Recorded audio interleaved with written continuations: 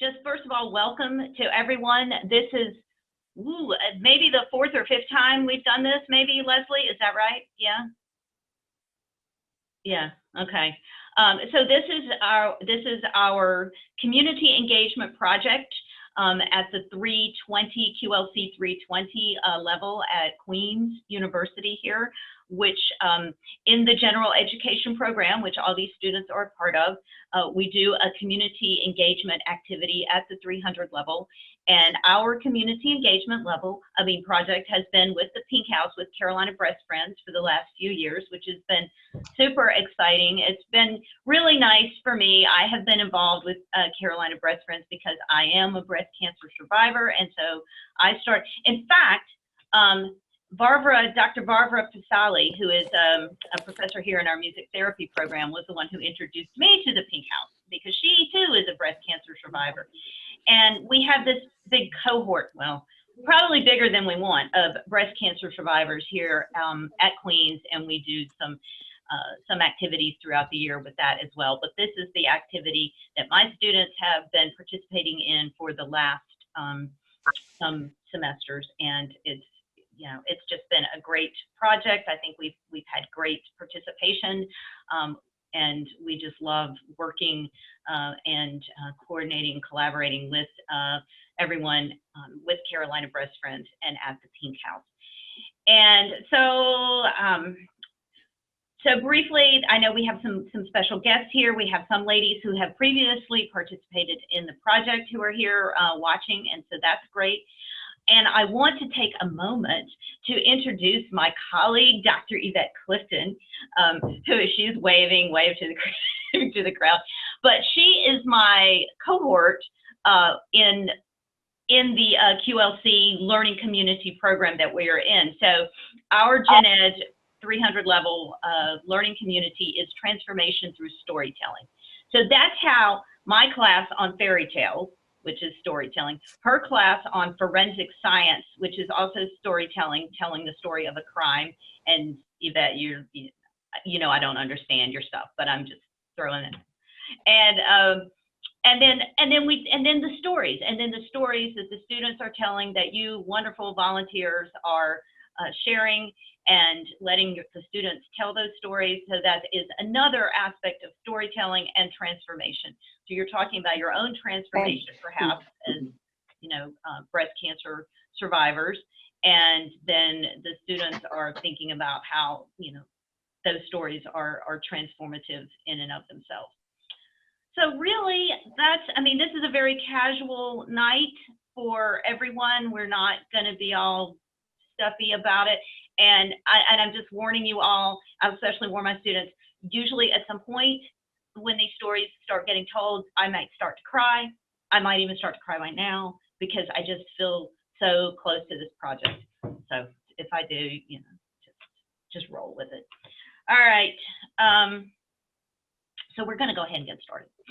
And the first group up is Milena and Ali. And Milena is coming to us from Brazil. So she is coming in a few hours ahead of us time-wise. So we are going first with that group. So I'm just going to let you all take it from here. Hi, I'm Milena, and I just want to start by saying sorry about my English. I'll try to do my best. And another thing, Rachel was amazing. I was really touched by her story. So yeah, thank you, Rachel, for being part of this project. So let's begin. Well, Rachel is a mother of 4. Her oldest is 10 and her youngest is 3. She's very sorry. Her hobbies include cooking, traveling, and pottery. She's from Massachusetts, and right now she lives in Fort Mill. So, sorry. Before becoming a full-time mom, she was a realtor and operations manager. About her diagnosis, sorry, I got lost. So she has 4 children, I relate to that because I also have 3 brothers and sisters. And oh, well, she was always feeling tired, like she said, feeling unwell. So she went to the doctors and they just said, symptoms of motherhood. They didn't care too much. But then the beginning of 2020, she started to feel something in her right breast. So she went to the doctors again and she got a mammogram, which showed an evidence of a tumor. This was all in the beginning of 2020, so in the beginning of the COVID pandemic. So she was alone to hear the news, which I'm very sorry about that. And yeah, that's how it begins. Can I share my screen real quick? Yes, do. Yeah, Yes. sorry, I don't know how to share my screen. No, go ahead. Okay, so here you go. This is a picture of Rachel and her husband. And I'm going to talk about her support system. Sorry, are they loud out there? So even though Rachel was, finding out her diagnosis in the beginning of the COVID-19 pandemic, she had a really great support system to just help and assist her during her and her family's, time of need. They were amazing at raising money as well as just being there for Rachel, cooking meals and just being great friends. Additionally, she has, 4 children, one of them being 10 years old is the oldest one. So a lot of little children that she was having to entertain, especially since the whole country was on lockdown, which is really hard. And I was feeling for her. I know that I've babysat a lot and children are very hard to take care of and entertain. So I cannot imagine what she was going through. Luckily, she had her wonderful husband there to help take care of them and entertain them during this time. The whole world was obviously going through something with them on lockdown because of COVID, and as well as Rachel going through her own personal breast cancer. She was feeling really stressed and overwhelmed. Luckily, she found people who also had breast cancer and are survivors that she could talk to feel more understood because they were going through a similar situation. And Rachel is an amazing, strong woman, and she has taught me a lot of things and given a lot of great advice. Some of those things were about just learning to not take things for granted because you don't know what could happen the next day or the next hour. So you need to really take advantage of little victories. Here's another photo of Rachel on her 40th birthday, looking beautiful. I learned a lot from Rachel about embodying strength and determination. These were obviously some really rough past years for everyone, and especially breast cancer survivors, but she remained calm and really remembered to take care of herself and just take everything for granted. Don't take anything for granted, sorry. She also taught me this statement, which I really resonate with, which is 2 steps forward and 1 step back is still progress. Being a college student, I definitely feel overwhelmed sometimes, and I need to just learn to cut myself some slack because being too hard on yourself is never a good thing, and we're all human and no one makes mistakes. Now Rachel is recovering and trying to get back to normal amongst the pandemic, and she's continuing to be just an amazing and strong woman, mother, survivor, and person as a whole. Okay. Thank you. Thank you, Ali and Milena. And we can give little reaction. We can give the reaction, the love reaction. We have reactions here. All right. So Rachel, did you want to add anything? I don't think Rachel is able to be with us tonight. I made it. I made it. Oh, good. I did make it, and I'm very glad I was first because my husband is away, and I have my 4 kids, and they are starting to climb all over me. I was like a little bit worried about how my not how my story was going to be told, but how I was going to come off. And I'm just so flattered by the way that the ladies presented my story. I really am. So let's see, what else? I don't know. Any questions or prompts that would help me keep my train of thought? Mommy, did they leave? What? Did Nathan leave? I think that was great. That was a great way to get started. I think that was a lovely start, and thank you to Milena and Ali, and thank you to Rachel for and yeah, Rachel, you didn't know you were going to be first. No, but it did work out great. And again, you know, I've got, like, my son just walked in the door. My 2 kids are being wild, so I'm a little distracted. So my words of wisdom are not Well, too amazing. that's why we're casual. We're casual here with these presentations. Believe me, this is everybody's very casual. All right. So we will move on then to group 2. Group 2, Dana and Stefan, and I will let you all take it away now. Yeah. Hello, everybody. Good evening. Do you want to share the screen, Dana? All right, it's up Okay. there. Okay, yeah, that's perfect. Yeah, all right. Welcome to this presentation. I've also seen that Ms. Johnson is also on the call, so hello to you again. It's nice to see you. Today we are going to present the case or our presentation about Janice Johnson, and she's a passionate writer and journalist and a 2 times cancer survivor. So this is actually something very special, and we both have been very impressed about her journey. So the next slide. So I would like to present her a little bit and talk a little bit who is Janice Johnson. So as I said already, she is a former journalist, and now she's a writer and consultant living in Charlotte. She is 74 years young, but while we were talking, she was actually saying that she is pretty surprised about this and that she feels more like 50. She went to high school in Myers Park, and she graduated from Duke University. And she got a son, a daughter-in-law, 2 granddaughters in New York, a brother in Massachusetts, and a sister and friends in Charlotte. So she's pretty well connected all over the United States. As I said already, she survived cancer twice. So the first time cancer got detected was in 1996, and the second time was earlier this year. And yeah, she successfully fought both times of it.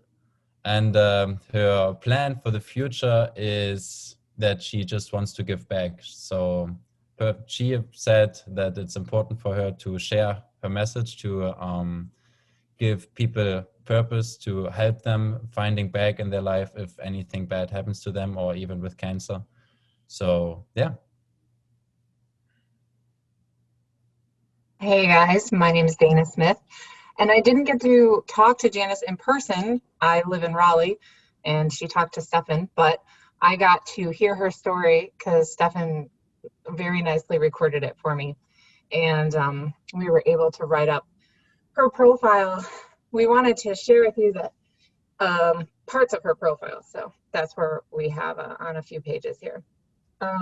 First of all, with Janice being diagnosed 25 years apart, it was almost 25 years to the year, and she told us about her journey, and it really impacted me when I listened to her talk about the fact that so much has changed in 25 years, that technology has changed medically, that technology has changed personally with our phones and our ways of keeping in contact.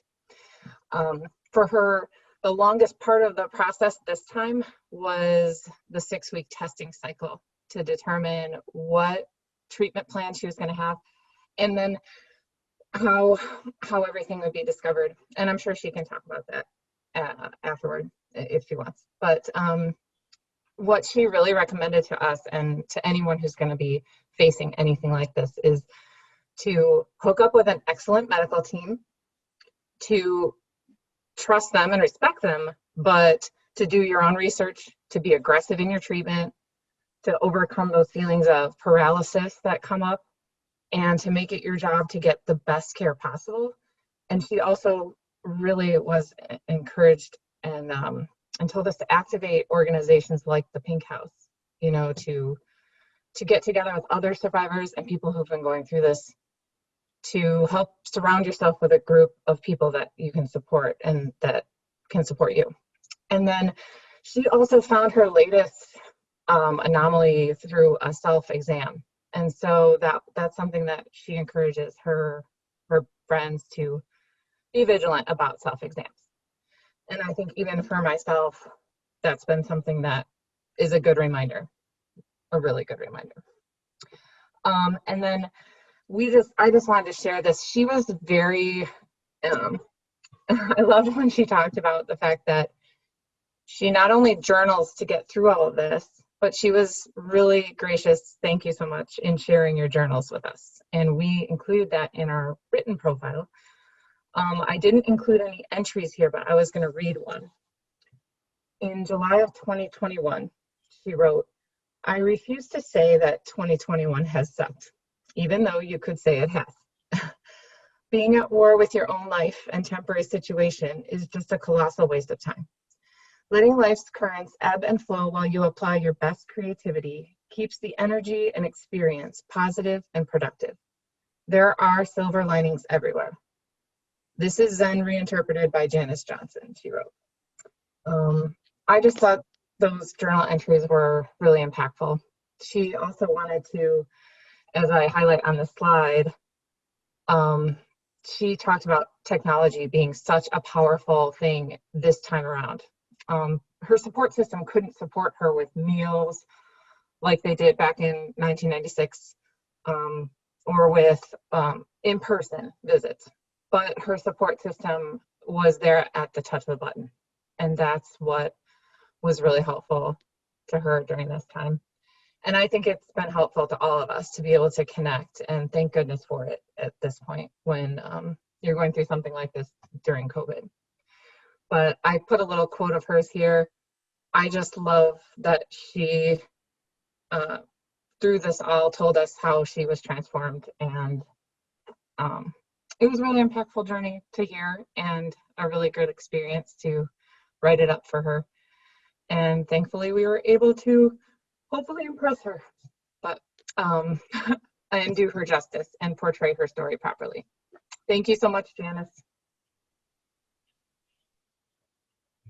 Well, I want to thank both of you. You all did just a fantastic job. And as somebody who's spent her career interviewing others and telling their stories, I was really super impressed. I didn't even have to make a single edit to your presentation. But I was really humbled, you know, by this experience too, because it was a tough time. I mean, I'm not a spring chicken anymore, and my life is very active, but this time I started feeling like I had some endpoints in my life, whereas when the first time around, you know, I felt like there was a whole lot of life left. So that made this a sort of an equally tough journey in a different way. But every survivor whom I've known has been a very can-do person. You know, we just kind of move forward in our own way. So people tell me, you have to kind of pause and heal. And, you know, frankly, I don't know what that means. I just want to keep going in my life. I'm still working. Most people I work with never knew that I had cancer, both when I was working in person at Georgetown, and of course now on Zoom, it's a little easier to hide out, but that was really important to me, just to be seen as a person who was just making this part of my life. So that's kind of what I would say to other people, including some of the other survivors who are dealing with this, you know, in their own ways. It is part of our life. And so I think that perspective has helped me. So thank you all again for including me on this. Thank you. Thank you so much. And thanks for sharing. That was wonderful. All right, so next we have, I think Sophia and Devin have 2 presentations, correct, ladies? All right, so I will let you all take it away. Do you want to go first or should I? I think if you want to go first, that's good. But I just wanted to say hi, Gwel. It's good to see you again. Okay, I guess I'll go first. When I share my screen, my camera might shut off because I do this on my iPad, so I'm sorry for that if that happens.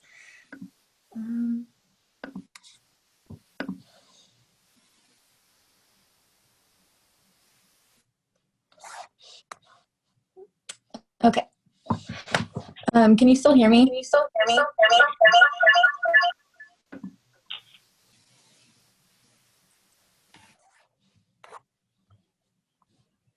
Okay, I might not share my screen. Yeah, we've got that echo. I don't know what's going on. I don't know what. Is it still there?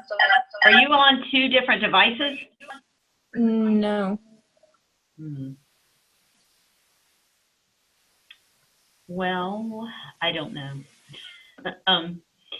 If you want to try to, do you want to try to share the screen and let Sophia talk, maybe? Would that be, or have you divided up your presentation that way?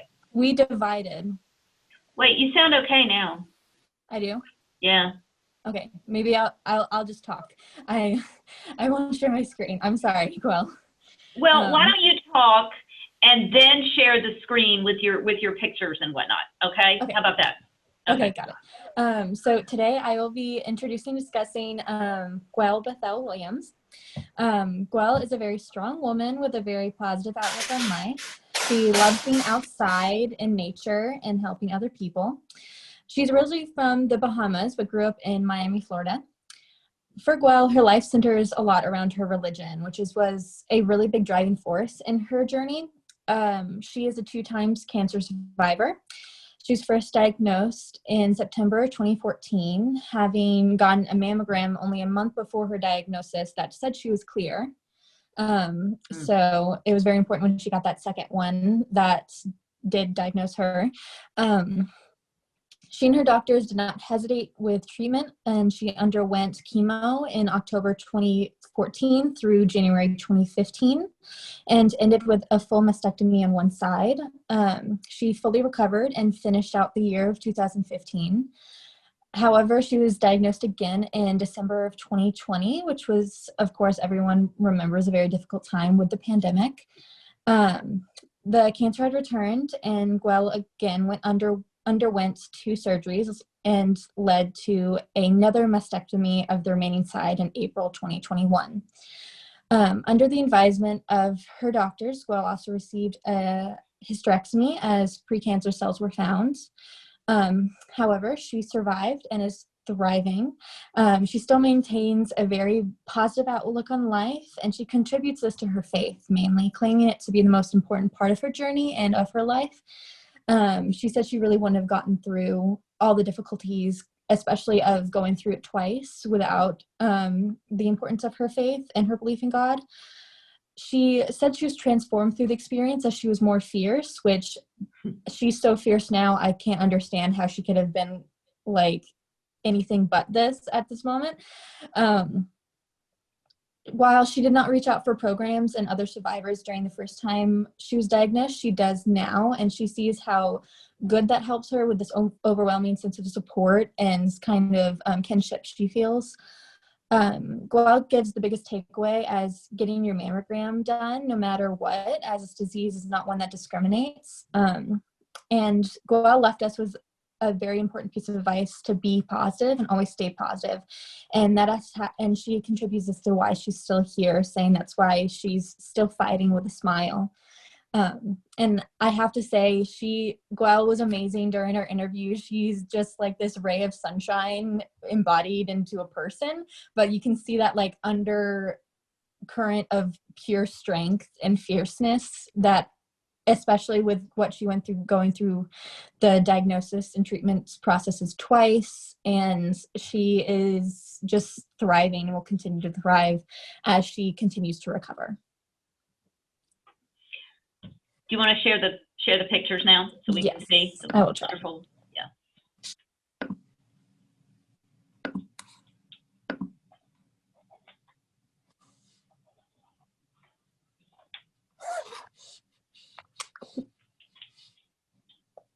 Actually, okay, it is not working. I'm sorry. Something is wrong with my computer. I'm so sorry. I'm sorry, it's not working. No, that's okay. We all understand technology and its glitches, so you're good. But Gwel, do you want to say anything? Do you want to add to anything there? Well, first, I wanted to thank Leslie at the Pink House for even giving me the opportunity for my story to be shared. And then the students at Queens, they were fantastic. I haven't shared the story with many people, and so I was a little hesitant about doing it. But Sophia and Devin and the other young lady, they were so attentive and empathetic. And I think they smiled when I smiled, or shed a little tear when I did too. And so that made it very comfortable and cathartic for me. And so one thing that Devin left out is that my first diagnosis, I was stage 4. And that is what made the journey so difficult going through. But I was determined to get through it because I had some grandbabies to come back to.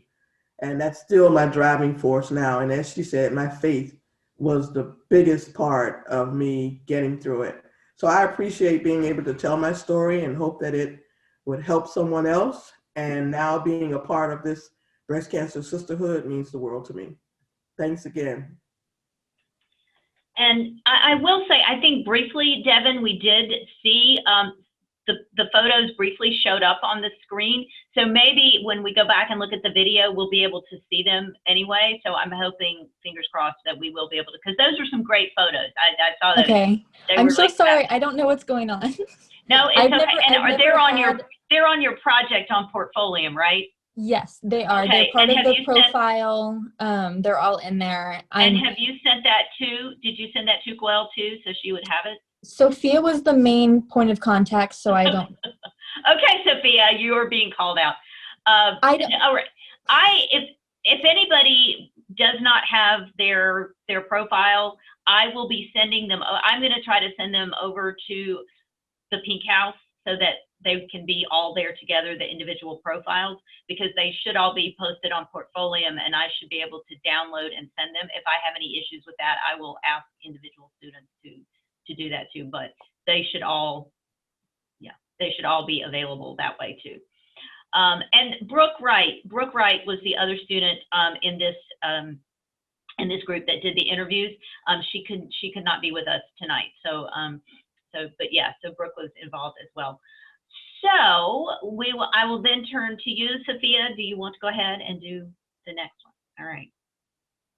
Hi, everyone. I'm Sophia Rosano, and I'm going to present on our other survivor that we interviewed. Her name is Cynthia Roeth, and I don't know if she's on this call or not, but I think I was going to tell her story first and then show the little PowerPoint slide that I made with her pictures in it. Let's see. Okay. So I think that's the first thing that I wanted to kind of begin her Cynthia's story with is that you do not have to be in her presence very long to feel her positivity and her warmth. She has an amazing outlook on life, and she's very active, and she's even though that her children, who are 3 years apart, I think, are both grown and out of the house. She said that, an empty nest, it doesn't make us sad. It makes her and her husband just want to go out and do things and enjoy life. And one of the things she does, she's a competitive ballroom dancer. She's run several marathons. And her and her husband are starting a rock band currently, and she's on drums and vocals, I believe. So those are a few things, but she's just full of energy and light, and was so just joyful. And you could really tell that even through a computer screen, you could see that. So her story kind of begins actually when her younger sister was diagnosed with breast cancer. And she said that she was a little like more upset when her sister got diagnosed than when she did 10 years later, because she had to watch her younger sister go through that battle. But she was with her and helped her along the way until her sister recovered. And then 10 years later, when Cynthia was 47, she was diagnosed with breast cancer. And then she decided to have a bilateral mastectomy and reconstruction surgery. And another thing she does is she kind of runs meetings about supporting breastfeeding for families that choose to do so. So it impacted her that she was going to lose her breast, but she did say that she had a sense of peace knowing that she used her breast for their most important job, is how she phrased it to us. And she kept dancing quite literally through this diagnosis, because 3 days before her bilateral mastectomy, she had a ballroom dance competition. And wow, that was like one of my favorite parts of her story, I think, because she just 3 days before and she's like, no, we're doing this. And then she went through her surgery, everything was fine. And then afterward, her treatment plan included tamoxifen, and that was medicine that blocked the estrogen, since her specific cancer was estrogen receptive, and she was premenopausal, so this was her only choice for treatment. And she put a lot of emphasis on as the darkest part of her journey.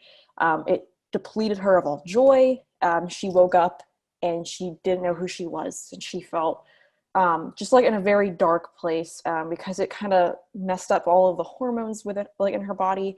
And she said that, so many people think that, tamoxifan's a miracle drug, and they're cheerleading, and they're, rooting it on and encouraging it and supporting it. And she's not alone. Other people have felt this too, that she did not feel that way at all. She said she didn't think it even saved her life at all. I think her sheer willpower and her positivity, everything that she could muster, is what got her through this. And she also kind of ran into some social kind of things. People didn't treat her like she had cancer because she didn't lose her hair.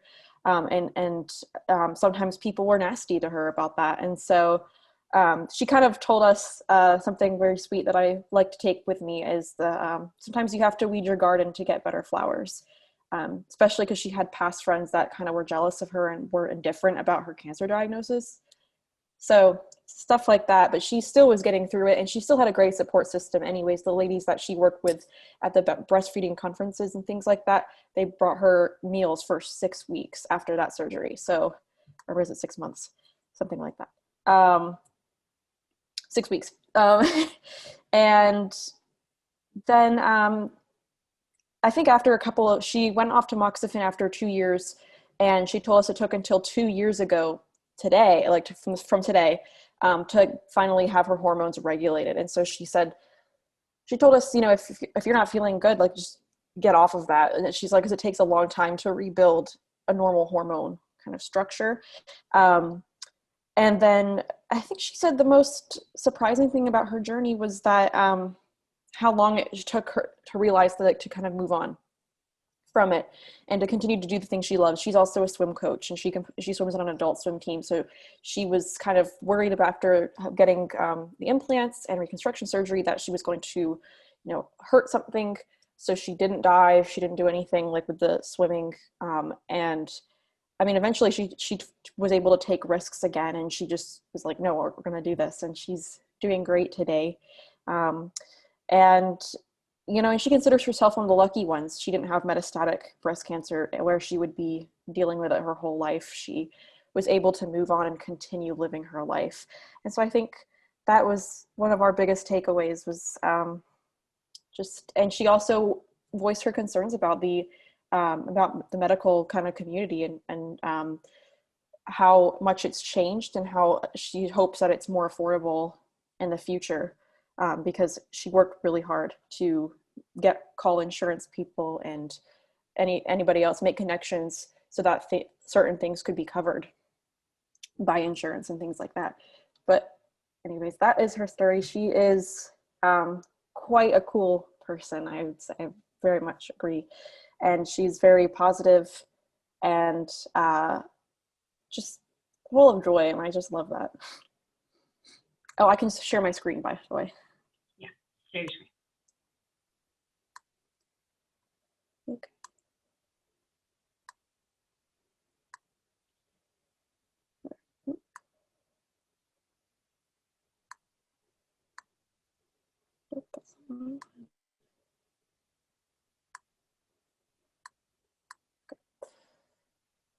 So this is what we titled her profile was Dancing Through Cancer. And this is Cynthia and her dance partner. They're performing the quick step here at the Heritage Dance Classic competition in March. So she's still doing this, and it's great. I also just want to say I love that her dress is pink. Makes me happy. It's very fun. Oops, I have to go. Yikes. No. Sorry. Okay, so she is a swim coach, like I said, and so this is one of her beloved students, and that she coaches, and she just wanted to put an emphasis on that for her story to be shared. Is she loves to swim, and she loves young people and teaching them how to swim and things like that, and coaching them. And then this was a quote that I pulled because I really liked it. It sent shivers down my spine when I read it. But she sent this picture to me, and she said, "I asked my husband to take this photo before one of my breast cancer surgeries so that if anything went wrong, he could later show our kids that their mom wasn't scared, that I accepted my situation fully and with open eyes." And I thought that was beautiful, and she's still smiling through it, which I think is very admirable. And then the last slide is Cynthia with her family. So it's Cynthia with her husband in this left picture, and then in the middle one, she had just finished running a marathon. And then these are her two children and her husband, and they were all dressed up in Repo Man shirts for fun for Christmas, and just as something fun and silly. And yeah, that's it. The life of a Repo Man is always intense. If you know the movie, you get that. But anyway, so thank you so much, Sophia. And is Cynthia here? Is she here? Do we know? No? So I will add this, that I saw Sophia and Devin and Brooke at our English department bonfire that we had a few weeks back, and they had just started this interview process, and they shared that particular quote with me that she had shared with them, and they were already affected by this story, and were so eager to do that interview and work on that and work through that process. So I just want to to share that was that touched us all. I think I started crying that night too at the bonfire, probably. Maybe it was just the fire. I don't know. All right, thank you so much, and ladies, and we're going to move on now to group 8. That is Katie and Mark and Peyton. So if you all want to go on. Yeah, I would like to share my screen real quick. I hope that works. All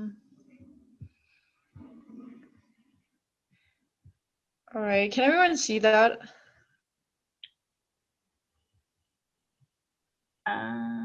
We're waiting. It should pop up.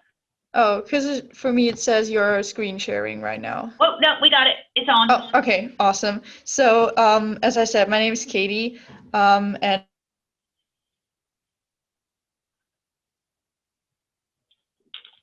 But we've lost Katie. Katie, we can't hear you now.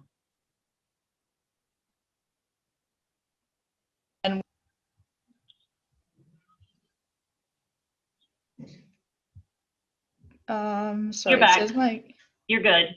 I don't know. You went Okay. black on the screen for a minute, but it's back now. Oh, okay. Peyton, you want to go ahead and start? Yeah. Okay, so we did our profile on Nicole Barth. Nicole is 51 years old, and she's been living in Charlotte for the past 23 years. She currently works as an account executive for a warranty company, home warranty company.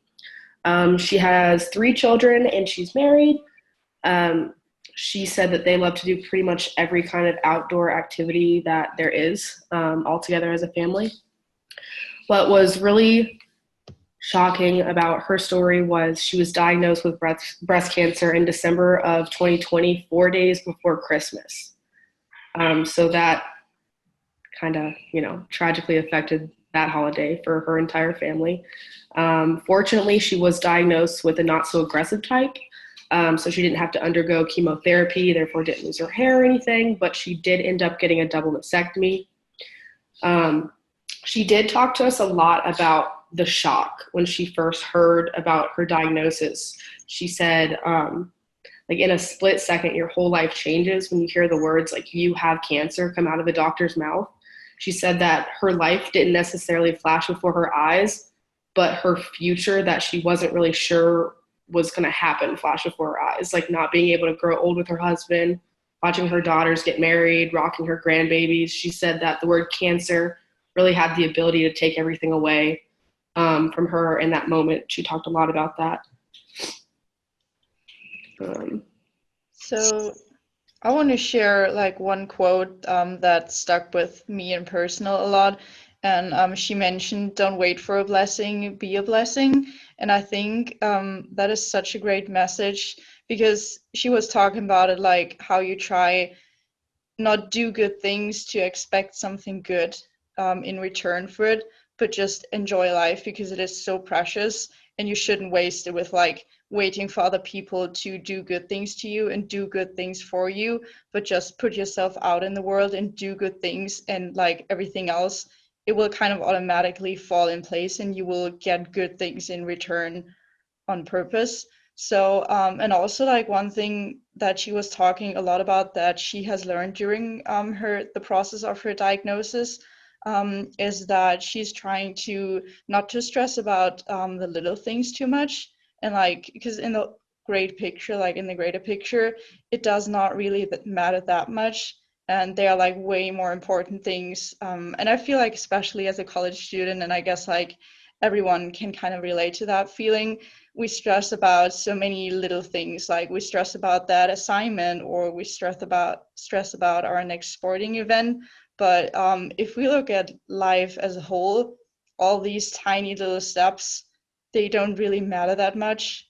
So she shared with us to like take a deep breath and like take life a little bit more easier. And I feel like saying this in such a devastating state of having a cancer diagnosis, saying to yourself, okay, take a deep breath, it's going to be fine. I think that takes like a lot of courage and like a lot of strength. So that was really impressing to me. And I think she's a very strong woman and very, very inspiring. And she shared a lot of great messages with us that I feel like everyone can adapt to in their personal life.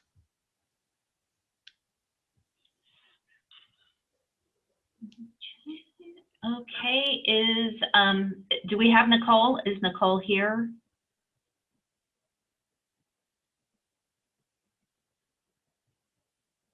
No? All right. Yeah, I'll just add on to that. It's never a good idea to get a mammogram like a week before Christmas. I found that out too. So yeah, you ruined Christmas, Mom. So yeah, I'm with her on that one. All right, we will then go on to, let's see where we are. We have Clay and Julia, and I think Clay, is it you? Yep, okay, it's Clay, all right. Hello, everyone. It's great to see a full house. Julie is actually in class now, so I'll kind of be speaking for both of us. I would like to thank Dr. Perez and, of course, Darlene for making this experience happen. I'm going to share my screen. We're going to go into the presentation.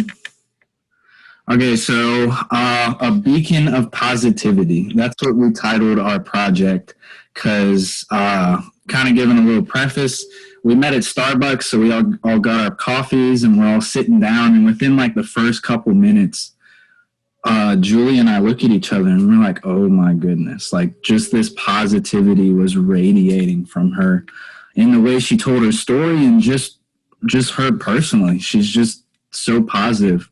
It really was a blessing to hear from her and talk a little bit about her story.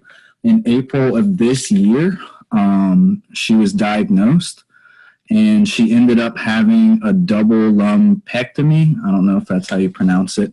Got the masses removed. And then in June, before she started chemo treatment, they did an MRI and they found 3 other masses in her body. So that was another kind of wake-up call.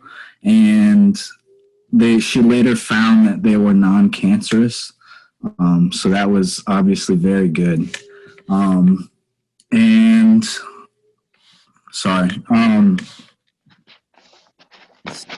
Switch to, there we go. So kind of talking about what we learned from her experience, because I feel like that's the best kind of learning through other people's experience.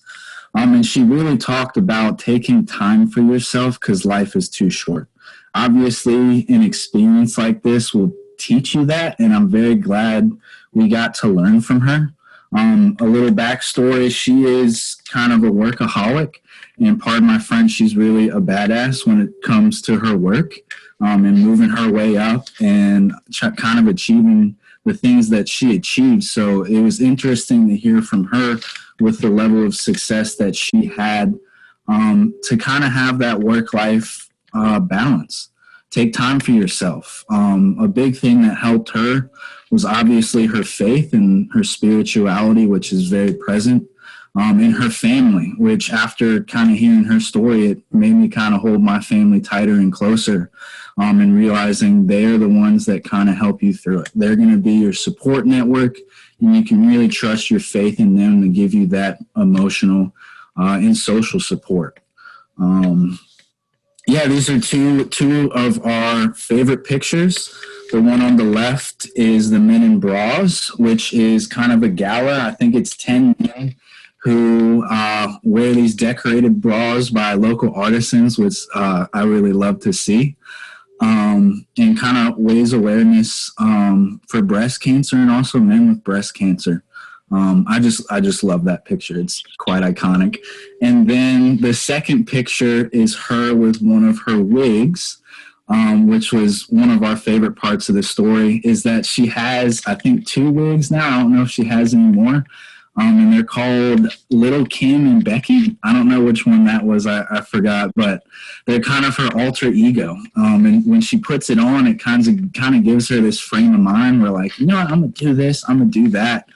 I just love that fact. But yeah, I just wanted to thank Darlene for this experience. I still think about our little talk with coffee every day, just picking things off of what you said and learning from your experience. Just the positivity that you had was very inspiring with the events that you had, and it made us feel more grateful for what we have and kind of starting to take time for ourselves and live the life that we want to live. So thank you guys. If Darlene wants to say anything. Hi everyone. I will have to say this journey has been a long journey for me. As you know, right now I have my hair short. It hasn't grown back, and baldness makes me. I am still going through chemo right now, and I am blessed because next week will be my last round of chemo. I will tell you guys, sometimes we take life for granted, but you are stronger than you are. And I think going to the Pink House, having my friends, my family support group, and just a year ago, I got hit by a drunk driver on Interstate 85, and May would have made it a year. I mean, at 100 miles an hour, if you would see my car, it was an eye opener. And then in April, getting diagnosed with breast cancer, and then being delayed because of we found three other areas. I still have the tumor on my skull, which is meningioma. But faith got me. God has me. My friends have me. And the support with all my friends and being around other survivors like you, we're all a sisterhood now. and I'm still staying strong, and I still have 28 rounds of radiation. And I'm just blessed that I'm still be able to see my nephew, my friends, and I'm gonna tell you, I'm gonna live my best life in 2022 and continue to give support back to every survivor that I know or anyone that's going through this. And if you know someone, the Pink House became my support, besides having friends of mine that is a survivor to help me through, because going through something and just not knowing and losing my grandmother to ovarian. But I tell you, I have one rock star in my family, and that's my sister. I'm an identical twin, and my sister is in hematology oncology for 28 years. And the third round was very tough. But hey, 7 days after that, I'm up. I'm back in Charlotte today, and I'm glad to be here around my family, and I'm glad to be around a group of amazing 10 ladies on this call today. You all are survivors, and we have a sisterhood. I may not know you, but you know me now, and hopefully if I can see you all in the future at the Pink House. Leslie has been great, and my mentor there has been amazing. And if you've never been to the Men in Bras, you should check it out next year, because I had a great time, and I was one of the ladies that won the inspirational award there at the Be Amazing Gala.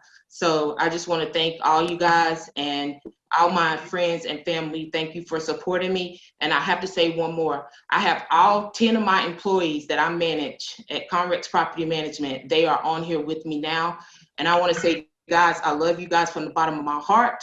And thank you for being supportive. And thank you for being who you are. And I will be back at work soon. So thank everyone. And I appreciate everybody. And you all stay strong. Be who you are, and keep faith and keep God first, and you'll get through anything you have. Oh, that's wonderful. See, Clay, you had a bigger audience than you realized you were going to have here with everybody, with all her supporters here too. That is so awesome. You know, I sense a theme. I mean, we've heard these themes: positivity, faith, family, support. It's all. You all see how it's coming together here. All right, so that was fantastic. That was absolutely fantastic. All right, so next up, I think we have Sydney and Emily, and their story. Right? Who's here? Sydney. Hey, I'm here. Yes, I'm here. Sydney is in class tonight, unfortunately. Sydney. Yeah, and your story is a little bit different, because your story is not someone that is connected with the Pink House, but another breast cancer survivor. So, yes, ma'am. Yes. So and I think she's here, which is great. Yeah. Good, because she might need to know about the Pink House. You know. Right. You're right. Give me 1 second. I'll share my screen. Okay.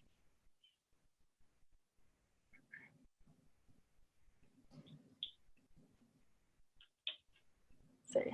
Okay. Can you guys still hear me? Yes. Okay. So I interviewed Letha Gray. Letha's actually a family friend of mine.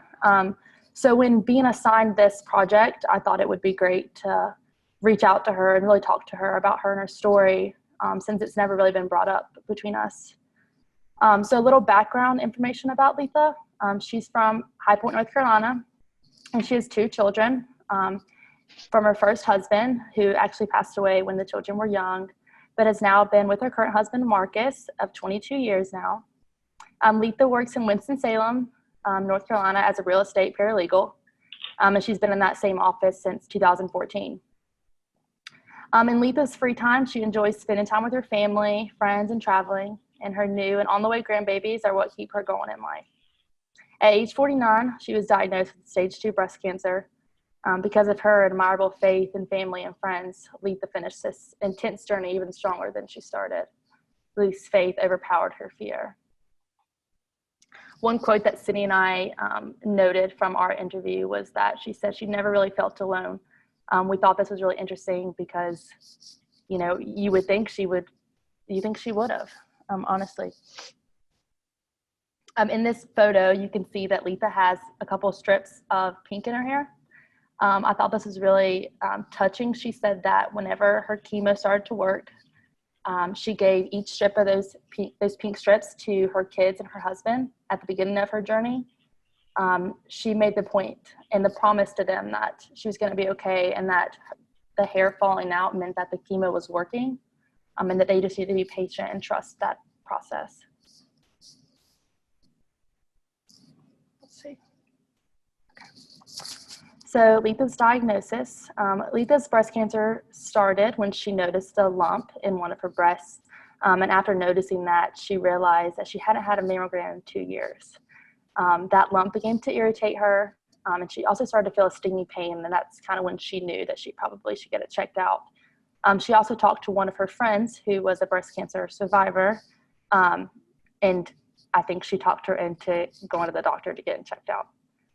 She told us that she just knew something didn't feel right while she was at her doctor's appointment. Although Letha explained that some memories are fuzzy now, one clear memory was the day that she was diagnosed. The doctors admitted that there was a lump visible and they needed to schedule a biopsy. While doctors were proceeding with her appointment, Letha made a list of, okay, if it is cancer, how am I going to react? Am I going to be okay? And then she had a list of, okay, and if it's not cancer. I thought this was, a good technique to kind of talk herself through it. So I thought that was interesting that she shared that with us. And there's a little timeline of her treatment in the bottom. I don't know why, but it's supposed to say October right in front of that. But so October 2016 was when she was diagnosed. Letha mentioned that she was very thankful that her treatment started as soon as it did. I wasn't really familiar with this, but she told me that it usually takes a lot longer. But for her, she was able to get in there quicker, which is great. She did have her oncoplastic surgery. And then in January, a couple months ago, she did have a scar tissue scare. But other than that, and that was fine, other than that, she's been 5 years in remission this month. And one quote that Cindy and I thought was funny and interesting was that she said she laughed throughout her entire first day of treatment. Again, we were not expecting this kind of conversation when talking to Letha about such a serious, and scary thing. Letha explained that sometimes she would start to ask herself, when is this going to be over with? I want this to be done. But she was able to talk to herself and tell herself that there was a plan for her, and that maybe there was someone she needed to meet or someone she needed to be able to help later on in life. Letha's faith definitely took over, and she was confident that during the process, God wasn't going to work, that God wasn't done with her just yet. What helped Letha get through it? As any of us can imagine, the journey of battling breast cancer is an enormous challenge. Letha found incredible strength within herself that she never knew she had, even when she was down or scared. Not only did her faith in herself grow through this experience, but also her faith in God grew along with it. She had always had faith, but never as much as she does now. Letha shared that one of the reasons she had chosen her doctor was because she had told her that she'd be praying for her no matter what. In addition to her internal and spiritual strength, the support from her friends and family was what really kept her fighting. On the day Letha was given the news that she did in fact have breast cancer, her friends and family all met at her house to throw a pizza party to show that they were going to be there for her every step of the way. Letha, when she was telling the story, she's like, who would have thought there'd be a party at my house after I was diagnosed with cancer? Letha definitely had a positive outlook during her journey. On the day of Letha's first treatment in November, all of her friends and family dressed up in crazy pink outfits and held signs cheering her on. Letha said that she had never felt so strong in her faith. Letha is the first breast cancer survivor that I've really sat down and talked to about their story. Before chatting with her, I had the expectation of hearing how terrible cancer was, how afraid and confused she felt. But with Letha, that wasn't the case at all. It was a very unexpected story. Letha's faith was as strong as it had ever been. When I tried to imagine how I would feel, I would think that I would almost do the opposite of what Letha did. I would question my faith and ask myself, why would God put me through this situation? But instead, Letha took what she was handed and still managed to be positive, which is so admirable and inspiring. Fear just wasn't the case with Letha. I think I can speak for Sydney and I both in saying that Litha inspired us to reflect in our own lives and remind ourselves to be grateful for our health. Having talked to Litha, I feel as though I can have a more positive outlook on unexpected and unideal situations that arise. Some valuable memories that Sydney and I noted about her journey were these four. Her 50th surprise party. So Litha's friends and family planned a surprise party for her 50th. Litha turned 50 while in the middle of her treatments, which, you know, is kind of a bummer. However, her friends and family made up for it. There was also a fundraiser that Litha's friends put together, and it was called Butts for Boobs. And they sold Boston butts to help her with her treatment and healthcare bills. Litha had described this cookout as a fun day at the lake that she will always remember. Another memory that Litha has was meeting her friends from treatment. Litha was able to make some amazing friendships with other patients diagnosed with breast cancer and really build a relationship with them. Throughout her chemo, Litha found a lifelong friend, Barbara York, and stayed in touch with her even after her treatment was over. And also her husband's pink wig, that seems to be a memorable thing during her treatment. Her husband, Marcus, wore a pink wig the day of her last treatment. And I think I have a picture next of it. But Marcus's crazy pink wig seemed to be a highlight of her journey. From what we got from Litha, her husband's goofiness kept her calm and laughing the majority of the time. There it is. At the end of our conversation with Litha, she told us that she didn't want to live in the past, but never wanted to forget her journey either. We thought this was a very inspiring comment to know Litha went through something so traumatic, but still she can reflect back in a positive way was still enlightening to hear. We really, truly enjoyed speaking with Litha and hearing her story. We're so grateful for someone that was able to open up to us the amount that she did. So thank you, Litha, for your inspiration and your strength to talk about this. Thank you. Yeah, that's all I got.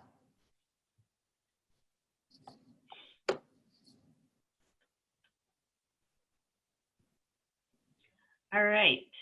And is Litha is she with us? I think she is, but I think she's on her iPad maybe, so I don't know if she's still on. Is that her? Hi. Hey. Thank you for having me. Hey, how are you? Good. Thank you so much, Emily. You and Sydney just did such a great job. Marcus and I are both here in tears. Thank you for sharing our story. And I'm so thankful to be standing or sharing my story with all of the other survivor, thriver cancer women and be in the same category with these strong, wonderful, brave women is I'm truly touched. And Emily and Sydney asked such wonderful questions, and it was so therapeutic to share my story and to go through all those scary moments, but focusing on the joy and strength that we gained through all of that and how close we became through going through this journey. So, and I'm also very excited to find out about the Pink House. I've not heard of that before. So I know that I will definitely be sharing that with friends and family as those unfortunate diagnoses come up. I lost my boss attorney lost his wife to breast cancer in June of this year after 2 battles. And so it's a very touching, and it is a sisterhood that you have with each other and a bond that you just never will be able to describe to the deep depths of your inner parts that you have with these women. But I'm truly honored and touched, and thank you so much for including me in this. Well, thank you for sharing. That was great. And I think that Butts for Boobs thing sounds like something the Pink House could steal that idea and roll with that. It sounds like a good one. It was awesome. Yes, very awesome. I'll never forget it. All right. Okay. So now let's see. Thank now you, we have Litha. Thank you. Thanks. Where are we? Group JJ and Marta. JJ and Marta. There's JJ. There's Marta. Yes. I don't think our Rosio is here, so my presentation was on Rosio and Gonzalez, and I'll share my screen.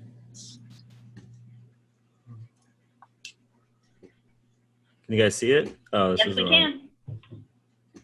Okay, so I think Marta's going to read the first two sections, and then I'm going to read the last two. So Marta, if you want to go ahead. Yep. So I just want to mention that through this project, it really got me thinking about how life can take a turn, especially to something that we're not ready for. And listening to Rosio's story and listening to the other stories right now, I can tell that, you know, everyone went through it with such positivity. And I think that, you know, made such a bad experience, you know, a little bit less of a bad experience, if that makes any sense. But a little background on Rosio Gonzalez. She was born in New York, but she left to go to Colombia, where her parents are from. She then came back to the US at the age of 18 to continue her studies. And right now, she's currently the executive director of the Women Business Center of Charlotte. And there she helps empower and support women-owned businesses and helps them grow. Okay, and then her diagnosis.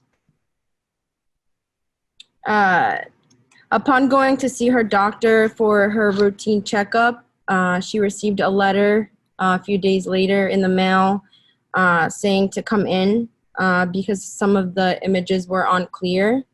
Her initial thought was not that it was cancer, but later on it was determined that she had stage 1 cancer. She had surgery to remove the breast cancer tissue inside her breast. And then after that, she also had to endure 20 radiation treatments and take medication to reduce the estrogen in her body, which she has done for which she did for the next 5 years.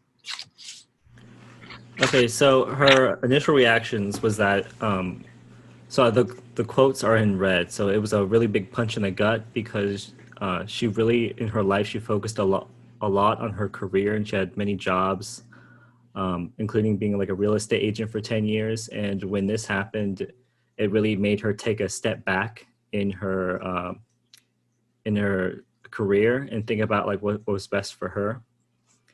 And so the big shock that she had was that how common the cancer was among women. And when she got cancer, she felt like she was just more of a statistic. But so she also went on to say it was unbelievable. It was really wonderful to be able to see all the resources and support systems begin to flourish around you, the cancer support systems. And cancer really made her analyze her life and see her everyday life with a different set of eyes. And all of a sudden, she felt that every moment became precious. Her priorities and definition of success began to change. Breast cancer made Rosio change her priorities within her life from work to things that she felt truly mattered, like her family. And when she was diagnosed with breast cancer, she actually went back to Bogota, Colombia, a thing that she has been wanting to do, to go take care of her parents and visit her sister, which she hasn't seen for a while before then. And she, after breast cancer, she felt that she wanted to enjoy life and take it slow. And she wanted to also, she realized that many of the ideas and wishes that she had would just continue to be ideas and wishes until she made them happen. And she was not, before she wasn't paying attention to her responsibilities of taking care of her body, and then now she is. And she ended the interview with a quote, "Being a cancer survivor stays with you for the rest of your life, but the worry and the concern of will I get it again Is this thing I am going to do cause me to get cancer again? Is it a thought process that we as in cancer survivors need to let go because we cannot live in fear? And I made it look like a scrapbook, so yeah, that's it. Thank you. And I don't think so. Rosio is not on the. She is No, not on. I don't think so. Okay. All right. Well, that was very nice. I love the way you did that. That was great. And so if you haven't already, make sure you do send her a copy of that. And again, I will be sending these over to the Pink House as well. All right. Thank you.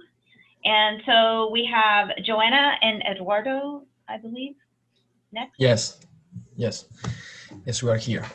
So hi everybody, my name is Eduardo, I'm in group with Joanna, and today we wanted to show you the story of Marin Kaufman, a professor at UNC Charlotte. So first of all, I would like to share with you what I really learned from this experience, and I wouldn't like to call it experience because like a term that I found that fit better with this experience that we had, this journey, because like as our survivor was like telling us her story, it's really similar to be going along with her during those tough years of battle.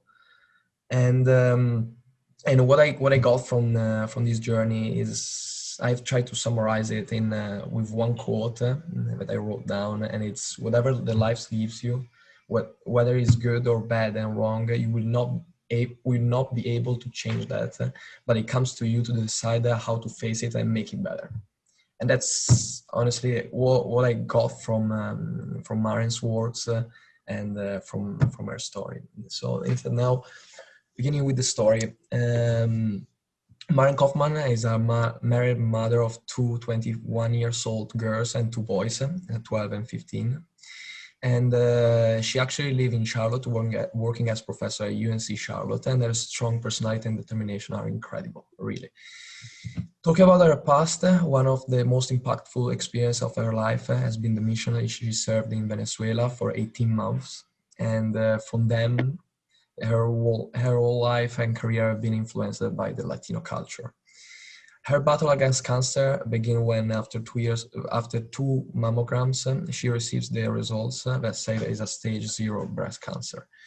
At this stage, cancer is fortunately treatable, but treatments are still needed, and they are long and exhausting many times. So 5 years goes by, and with radiations and different medications to take, and at the end of this nightmare, the cancer seemed really far away. And if Joanna wanna continue, Sure. So she was on tamoxifen, and I apologize if I butchered that, but she was on tamoxifen for about 5 years, and she was only supposed to take it for 5 years, and she was on her very last bottle when she started to feel a lot of pain. She was starting to get really excruciating back pain, and it started to travel. So it went to her pelvis and it went to her thighs. And she told us about when she went on vacation, and she was in Europe, and she was supposed to be going to see a castle, and she could barely get out of bed. She hurt so bad. So she went to the doctor. She told them she needed x-rays. I think Eduardo mentioned this, but she's a nurse. She's got her PhD. She's an educator, so she knew something was wrong. She went to her primary care doctor. She requested x-rays. They did x-rays and they couldn't find anything.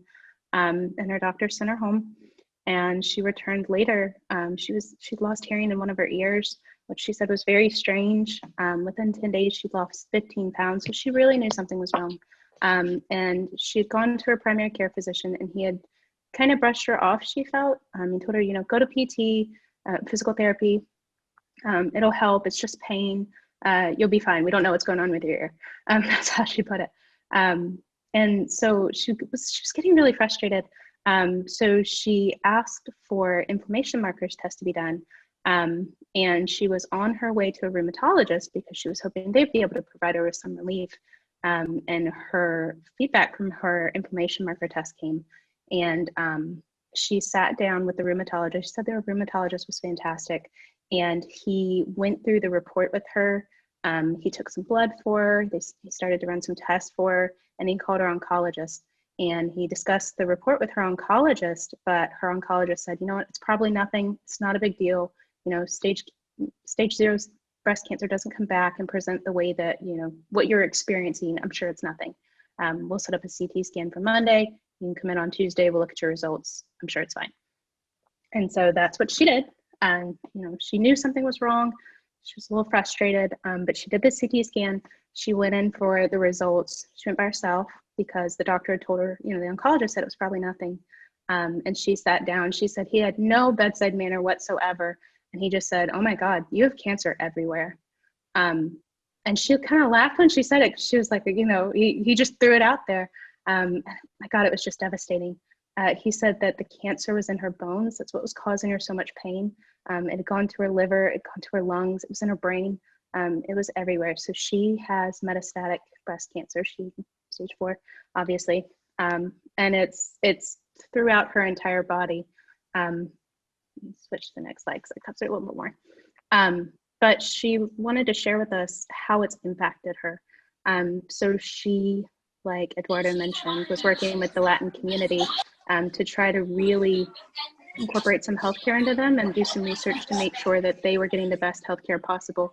And she's no longer able to do that. So she told us she really felt like it had knocked her off her feet, that this diagnosis had kind of stopped her in her tracks and really hit her at the top of her career. So she was really upset about that. And I can understand why. You know, she has a PhD, she's done a lot of work, and she was fantastic. And so it was hard for her, but she still teaches. She teaches nursing for UNC Charlotte, and she's been doing some online teaching. She did that before the pandemic, so it wasn't a huge change. But she said it's been hard. She hasn't been able to go to campus because any type of risk for COVID, if she were to catch it from somebody, she'd have to go off of her medication. And if she goes off her medication, it gives the tumors a chance to grow. So she can't take that risk. She can't go to campus. She loved going to campus. She can't go out with her friends a lot. And we asked her how it impacted her with her family, because like Eduardo mentioned, she's got kids. She's got 4 kids and a husband. And some of her kids are young. We got to see them in the interview. They kind of popped in, but they're young. And so one of the things, and this is what got me, and I kind of teared up, and then she teared up, and it was really hard. But she said, you know, for her kids, it impacts everything. She has to question if she's going to be able to see them get married. Should she write them letters for their wedding? She may not be there. Will she see them have their own kids? And then she said this is kind of one of the biggest differences, she said, between metastatic breast cancer and what she experienced in stage 0. And she said what some other earlier stage folks experience is she doesn't get to kind of say, well, you know, one more bottle, one more treatment, you know, one more surgery, and we're going to get past this. It's something she's going to have to live with. So she put it very bluntly. She doesn't sugarcoat things, but she said, you know, this is it. This is going to be what eventually kills me. And that really got me too. But she was very open and honest about it. But she said it impacts every decision her family makes. It impacts everything that they do. And it's kind of what kind of drives her life now. But because of all that, she's not giving up. She said that she really tried to find a community of people with metastatic breast cancer that could just relate to her. She said, and this was one of the quotes that I thought was great, she said, I don't want to sit in Zoom and talk about my symptoms and progression and anxiety. And I'm sure anybody at any stage would feel that way. But she said, I want to do things with people. She said, I need a support group on steroids. She's like, I just want to go to lunch with people or go to a spa day and just really be with people who understand. And she had a tough time finding a metastatic breast cancer community in Charlotte. She said she had tried to join some of the other communities, like Facebook groups and things like that. But she said it was really difficult. She said she had a hard time because how she phrased it, she said, I'm scary. You know, I'm scary to the other breast cancer survivors in some of the other stages because they don't want to be me. They're terrified of becoming, you know, metastatic, and rightly so. But she said, so sometimes they don't want to associate with us, which was really, you know, really hard to hear. And obviously there's 2 sides to every story, but that's how she felt. But because of that, she decided to build her own community. So she is actually working with the Levine Scholars Foundation at UNC Charlotte. She's got a student that's actually working to build a business proposal, and they were on the front page of the Charlotte Observer a few weeks ago. But she's working to build that support group on steroids, and she's building out what she termed as a support program. And it's going to be geared towards metastatic breast cancer survivors. She said they have women, they have a man, and they have somebody who is non-binary. So it's the whole spectrum of folks that she's bringing in, because she said she really wanted to have a community of people that she felt like she could truly relate to. And when she couldn't find it, she built it herself. I mean, she is a force. If you guys get the opportunity to meet her, because I don't think she was able to join, she is absolutely amazing and so inspirational. But it was such a blessing and an honor to get to meet her. So now I'm starting to tear up. But that was our experience with her, and it was fantastic getting to know her. So thank you, Professor Perez, for the opportunity. Thank you so much, Joanna and Eduardo. That was quite. And is Marin? Is she with us? I don't think she was able to join, but she's amazing. Okay. All right. Well, so one of my sorority sisters from college way back in the day is now a 10-year metastatic breast cancer survivor. And she's a doctor herself. So she might be a good contact for Marin. I may see if I can get them hooked up, because Kay is like the same way. And her children, well, she's, close to my age, so her children are getting older. But when she was first diagnosed, her children were, little kids, 6, 7 years old. And she had that same sort of experience. And even as a doctor, Kay could not get she's like a pediatrician or something. And she had a difficult time with the medical, when she was diagnosed as well. She had a real difficult time with doctors and fighting insurance companies. We all know this, fighting insurance companies to pay for an MRI. Let me just say that. I'll just throw that out. All right, we are going to move on now. We have Callie and Mariah, and we have our final presentation of the night. So here we are. Hi, everyone. Can you hear me all right? Yes. Okay, awesome. Unfortunately, Mariah couldn't make it tonight. She's recovering from a surgery, so I'll be presenting her profile all by myself. I'm going to share my screen really quick.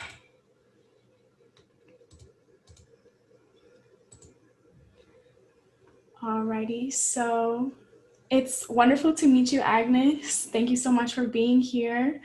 This is my first time meeting Agnes, as Mariah did the interview and I wrote the profile. So again, thank you for your willingness to assist in our learning and for your vulnerability. And thank you for Professor Perez for giving us this opportunity to connect with members of our community like this. So a little bit of background on Agnes is that she's originally from India, and she left at age 21 to work for a newspaper in Germany. She was in an arranged marriage with a man in America here in Charlotte, and in 1974, after communicating through letters and phone calls, they met and married in 1975 and had their first son in 1976. Agnes worked for an insurance company and then Charlotte Observer and retired in 2010. She enjoys going to plays with her friends and is involved mostly with her church. So a little bit about her diagnosis. During a routine mammogram, Agnes found a malignant cyst and was diagnosed with stage 1 breast cancer. And this diagnosis was especially sad for her because it was given around Christmas. She had a lumpectomy in January of 2011 and 20 rounds of radiation.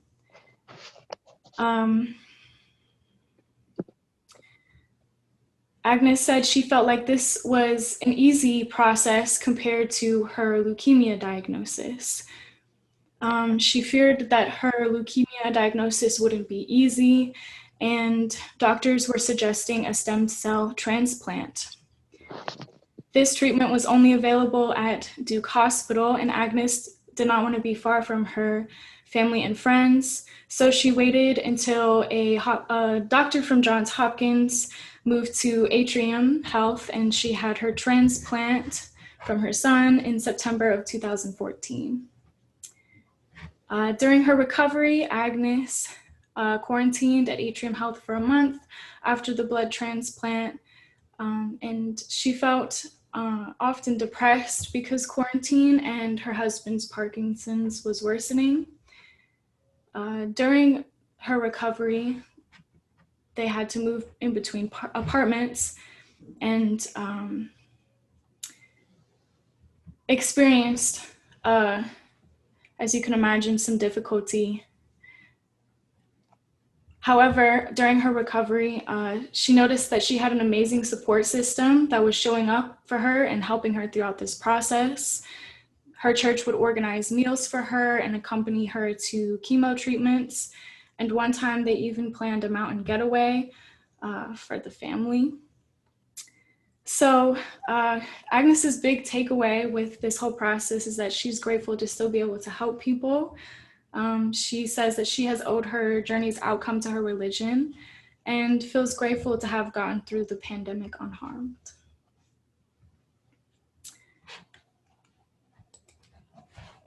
Thank you. Thank you, Callie. And Agnes, did you want to add, what did you want to add there? I just want to thank all the survivors who showed up today in spite of it all.